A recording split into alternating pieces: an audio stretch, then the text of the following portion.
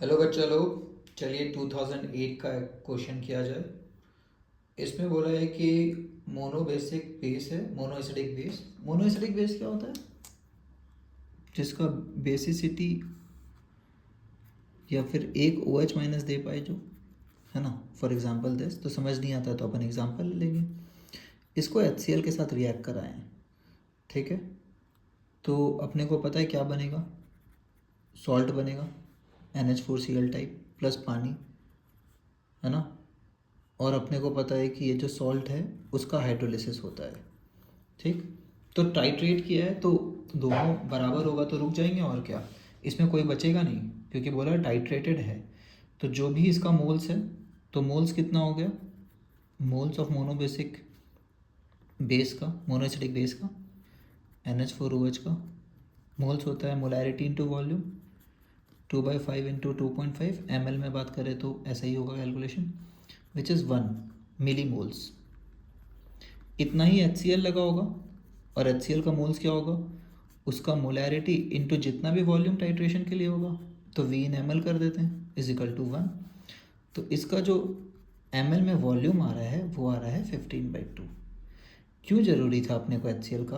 क्योंकि अब जो नया सॉल्यूशन बना है उसका NH4Cl का आपको कंसनट्रेशन चाहिए कि नहीं चाहिए, ये चाहिए कि नहीं। अब कंसनट्रेशन ऐसे थोड़ी बोल देंगे कि NH4OH कितना मोल्स था उतना मोल्स होगा।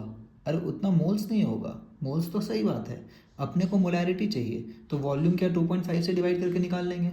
नहीं निकाल सकते हैं, ठीक है। क्यों क्यों नहीं निकाल सकते हैं?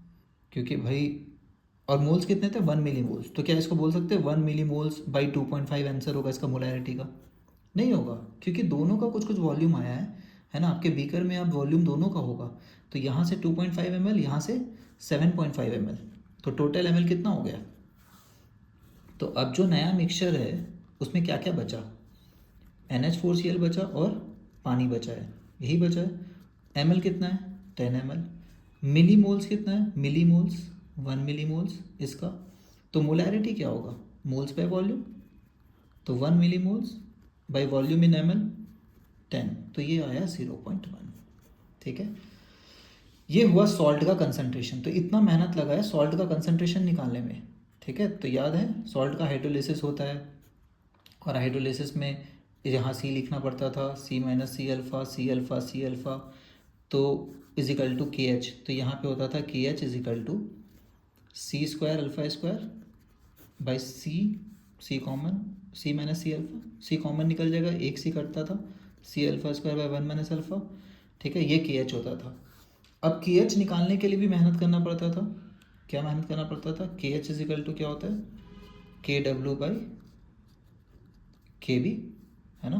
बेसिक बफर है तो वीक बेस का अपने को KB दिया होगा, क्योंकि NH4OH से ये बना है। HCl का तो Ka नहीं हो सकता ना, HCl तो 100% डिसोसिएशन होता है, उसका K कैसे हो सकता है। तो वीक बेस का K दिया होगा। तो यहाँ से KH कितना आ रहा है, 10⁻14/KB, which is equal to 10⁻2 1/100।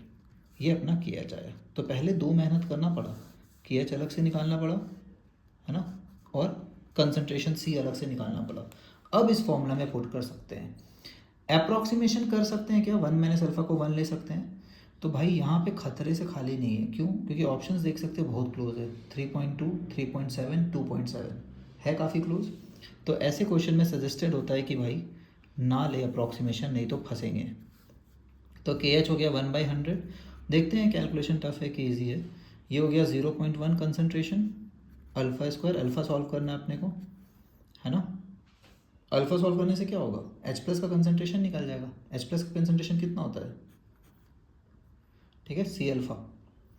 तो जिसको जिसको पता होगा, हाइड्रोलिसिस इसमें NH4OH का होता है, ठीक है। NH4 क्या करता है, पानी में दो आयंस होते हैं, NH4+ जो है, Cl- का हाइड्रोलिसिस नहीं हो सकता है, क्योंकि HCl नहीं बनता है। HCl इक्विलिब्रियम वाला रिएक्शन ही नहीं है, HCl हमेशा टूटता है, कभी H+ और Cl- जुड़ के HCl नहीं बनता है। तो इसका हाइड्रोलिसिस होता है, तो ये बनाता है NH4OH और H+। तो यही कंसंट्रेशन पूछा है, तो वो कितना होगा, C अल्फ़ा, ठीक है। तो C अल्फ़ा निकालने के लिए अल्फ़ा चाहिए। तो देखिए ये रहा कैलकुलेशन अपना, तो ये इधर जाएगा तो कितना हो रहा है, 1000 हो रहा है लगभग। तो कर लेते हैं, क्या ही कर सकते हैं, कैलकुलेशन तो करना पड़ेगा। तो इसको अगर 10 से डिवाइड करना है तो कर लीजिए। तो आ रहा है 10 अल्फ़ा स्क्वायर। ओके, एक 10 कट गया, तो 1 माइनस अल्फ़ा LHS में ले जाते हैं, इस 10 को इधर ले आते हैं। ठीक है, एक अच्छा क्वाड्रेटिक बना लेते हैं। +1 हो रहा है, इसको LHS में ले आए। ठीक है, ये रहा अपना क्वाड्रेटिक। अब क्वाड्रेटिक को पता है कैसे सॉल्व करते थे, डी निकालते हैं पहले, b² - 4ac। तो b कितना है, -1 -4 इंटू a इंटू सी। ठीक है, तो ये आ रहा है, तो 1 और -40। ठीक है, तो let's check the sign. Sign का होपफुली कोई गड़बड़ नहीं हुआ है। तो ये ओके, ये 10 इधर आएगा तो ये माइनस हो जाएगा। तो b² - 4ac में ये -10। ठीक है, तो ये -40 +40 और 1, तो ये आया 41। अब अपने को पता है कि रूट क्या होता है, यहाँ पे रूट अल्फ़ा है, x होता था हमारे दुनिया में √d/2 टाइम्स ऑफ a। तो इतना मेहनत करना पड़ा, जनरली करना नहीं पड़ता है, क्या कर सकते हैं। अब अप्रॉक्स से करोगे तो भी आंसर आ जाएगा, बट हो सकता है कि मैच ना करे, 3 पॉइंट समथिंग आ जाए। -b, तो -b यहाँ पे 1 है। ठीक है, हमारा -1 था तो माइनस का -1 हो गया। ±√d 41/2a -20। ठीक है, तो √41 लगभग कितना होता है, 6 पॉइंट समथिंग, 6 6 36, तो 6.4 के अराउंड बोल सकते हैं। ठीक है, 6.4, क्योंकि ये 6 और 7 के बीच में हम लोग को सिखाया गया था अप्रॉक्सीमेशन। 6 का स्क्वायर 36 का होता है, 7 का होता है 49, दोनों के बीच में लग रहा है ना। इससे 5 ज़्यादा है, इससे किससे ज़्यादा क्लोज है, 6 के ज़्यादा क्लोज है, तो मिड पॉइंट से थोड़ा सा कम कर दिया, 6.4 + 1/20। तो एक आंसर तो माइनस वाला आएगा, वो नहीं लेंगे, प्लस वाला ले लेंगे। ठीक है, तो अपन प्लस और नीचे -20 है सर, तो 7.4/20 टाइप्स आ रहा है। तो इसका जो आंसर आता है एग्जैक्टली वो 0.27, तो 54 आना चाहिए था यहाँ पे, 5.4/2 जो 2.7 आएगा। ठीक है, तो साइन देख लेना है।